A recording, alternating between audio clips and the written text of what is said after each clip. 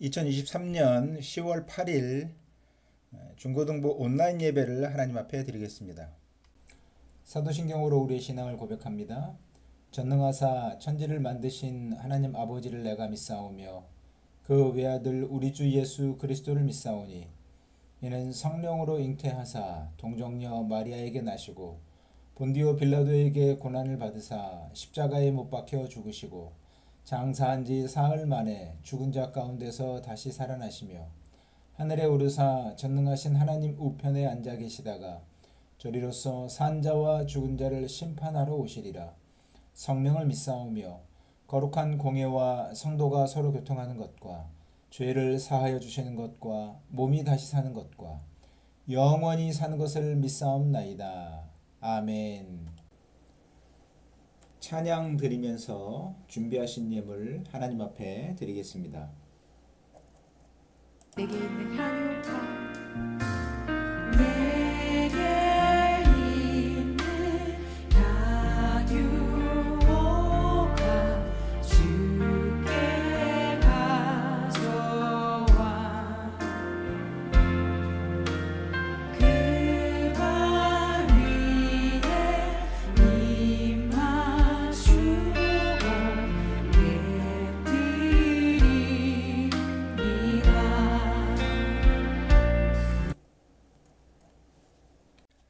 하나님 말씀 보겠습니다. 신약성경 야고보서 3장 1절에서 12절까지 말씀입니다. 야고보서 3장 1절에서 12절입니다. 제가 봉독해 드리겠습니다. 내 형제들아, 너희는 선생된 우리가 더 큰 심판을 받을 줄 알고 선생이 많이 되지 말라. 우리가 다 실수가 많으니 만일 말에 실수가 없는 자라면 곧 온전한 사람이라 능히 온 몸도 굴레 씌우리라. 우리가 말들의 입에 재갈 몰리는 것은 우리에게 순종하게 하려고 그 온 몸을 제어하는 것이라. 또 배를 보라. 그렇게 크고 광풍에 밀려가는 것들을 지극히 작은 키로서 사공의 뜻대로 운행하나니 이와 같이 혀도 작은 지체로되 큰 것을 자랑하도다. 보라, 얼마나 작은 불이 얼마나 많은 나무를 태우는가. 혀는 곧 불이요 불의의 세계라. 혀는 우리 지체 중에서 온몸을 더럽히고 삶의 수레바퀴를 불사르나니 그 사르는 것이 지옥불에서 나느니라. 여러 종류의 짐승과 새와 벌레와 바다의 생물은 다 사람이 길들일 수 있고 길들여 왔거니와 혀는 능히 길들일 사람이 없나니 쉬지 아니하는 악이요 죽이는 독이 가득한 것이라. 이것으로 우리가 주 아버지를 찬송하고 또 이것으로 하나님의 형상대로 지음을 받은 사람을 저주하나니 한 입에서 찬송과 저주가 나오는도다. 내 형제들아, 이것이 마땅하지 아니하니라. 샘이 한 구멍으로 어찌 단물과 쓴물을 내겠느냐. 내 형제들아, 어찌 무화과 나무가 감람 열매를 포도나무가 무화과를 맺겠느냐. 이와 같이 짠 물이 단물을 내지 못하느니라. 아멘. 하나님 나라 백성답게 말하기, 이런 제목으로 말씀을 나누도록 하겠습니다. 하나님께서 오늘도 우리에게 생명의 말씀을 주셨습니다. 야고보서 말씀입니다. 특별히 교회 안에 가르치는 위치에 있는 선생들에 대한 교훈입니다.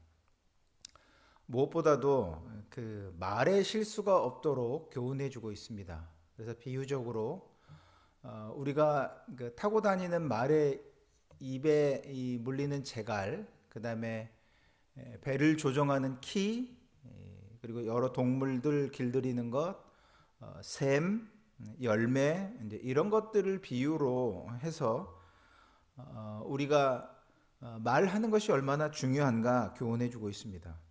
무엇보다도 우리의 입으로 하나님을 찬송하면서 또 그 입으로 형제를 저주하는 이런 일들이 있어서는 아니 된다. 이 교훈을 주고 있습니다. 먼저 이 선생된 자들이 잘못하면 더 큰 심판을 받기 때문에 선생이 많이 되지 말도록 말씀하고 있습니다. 물론 여기 선생님은 뭐 학교 선생님이나 그다음에 뭐 주일학교 교사 뭐 이런 이제 의미는 아닙니다. 구약 시대의 백성들을 가르치는 소위 그 선생 역할을 하는 그런 사람들이 있었고, 또 이제 일반 백성들은 가르침을 받았습니다. 그것을 이제 신약 성경에서는 모세의 자리에 앉은 사람들이다, 그렇게 표현을 해주고 있습니다. 그러니까 예수님 당시에는 서기관, 바리새인, 그리고 랍비들도 여기에 이제 포함이 됩니다. 특별히 이 구약 시대에는 이렇게 그 신분의 계급 차이가 있었습니다. 그런데 이제 예수님께서 그런 차이들을 다 새롭게 하시고 없애버리셨습니다. 그러니까 이전에 분명히 이 계급적인 차이에 신분의 선생이 있었고 가르치는 위치에 있었고, 그 다음에 이제 배우는 백성들이 있었는데 다 새롭게 하신 겁니다. 마태복음 23장 8절을 보시면 너희 선생은 하나요 너희는 다 형제니라, 이렇게 말씀해주고 있습니다.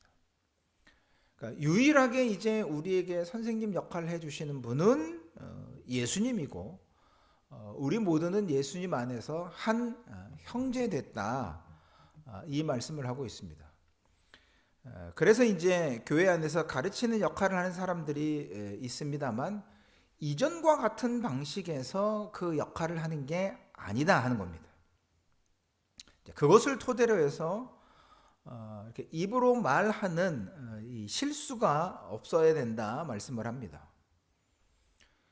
이 말하는 것에 대해서, 입으로 말하는 것의 영향이 얼마나 큰지 비유적으로 말씀해 주고 있습니다.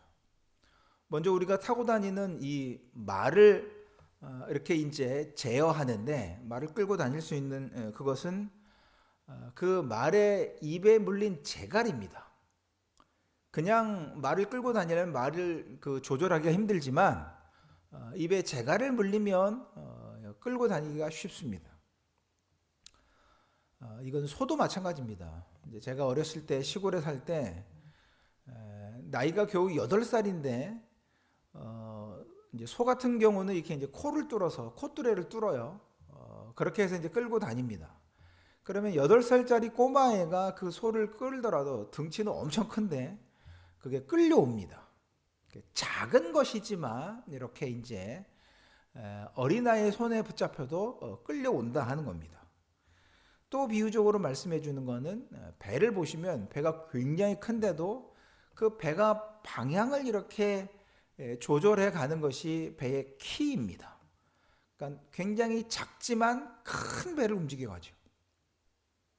마찬가지로 이 말을 하는 이 혀 같은 경우도 그 사람의 어떤 인격이나 삶의 전체적인 데 엄청난 영향을 미친다, 이렇게 말씀하고 있습니다.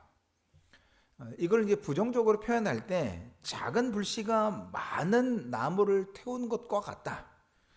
여러분 이제 가끔 이 우리나라도 마찬가지고 해외 토픽에 뉴스에 보시면 엄청난 산불이 나는 뉴스 보도를 보게 됩니다.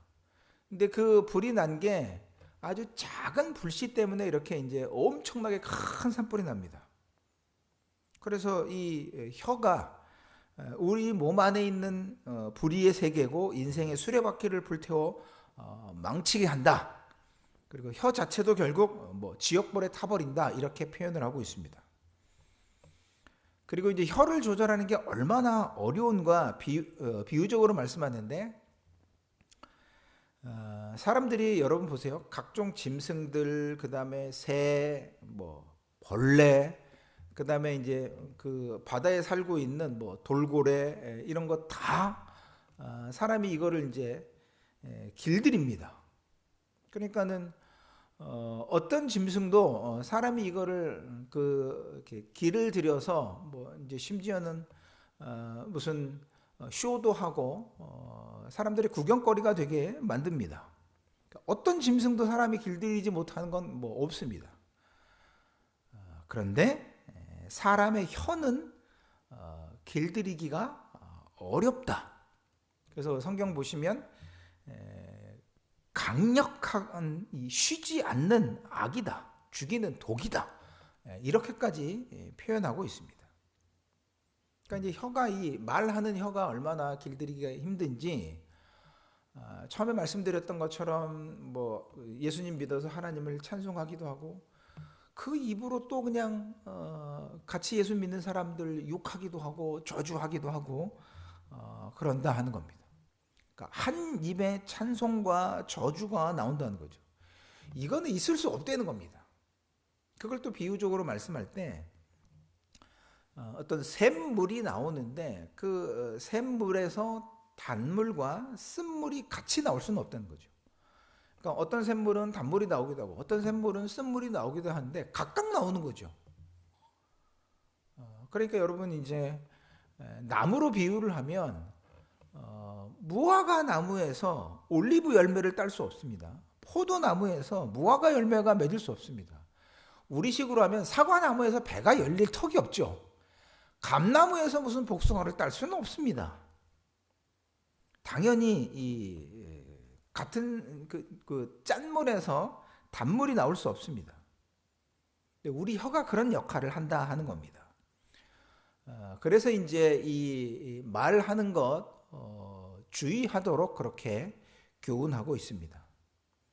특별히 구약의 방식으로 사람을 판단하거나 말을 해서는 안 될 겁니다.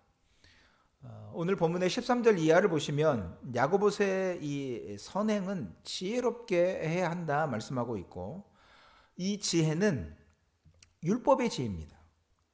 자유하게 하는 율법이다 말씀하고 있고 이 율법의 최고는 내 이웃을 내 몸처럼 사랑하라 하는 겁니다. 이게 참 지혜입니다. 이것을 할 때도 온유함으로 해야 합니다.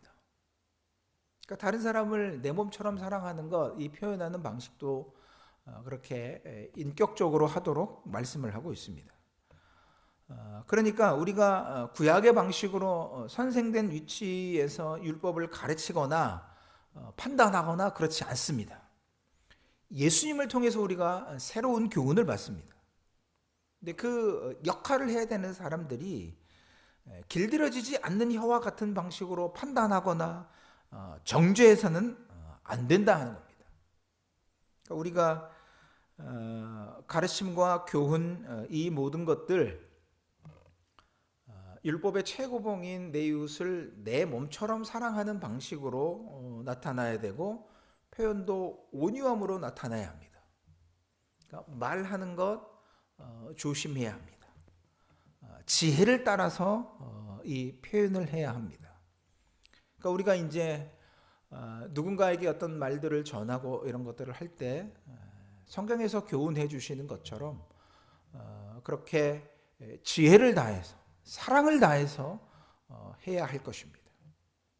그러니까 우리가 말 한마디 하는 것 얼마나 큰 영향을 미치는가 하는 것들을 기억을 해서 예수님께서 우리에게 말씀해 주신 이 교훈이 무엇인가 하는 것들을 따라서 잘 표현하고 지혜롭게 표현해서 주님의 사랑을 우리의 삶 가운데 그렇게 아름답게 멋지게 실천해 나가는 저와 여러분 우리 모두의 삶이 되어지기를 소원합니다.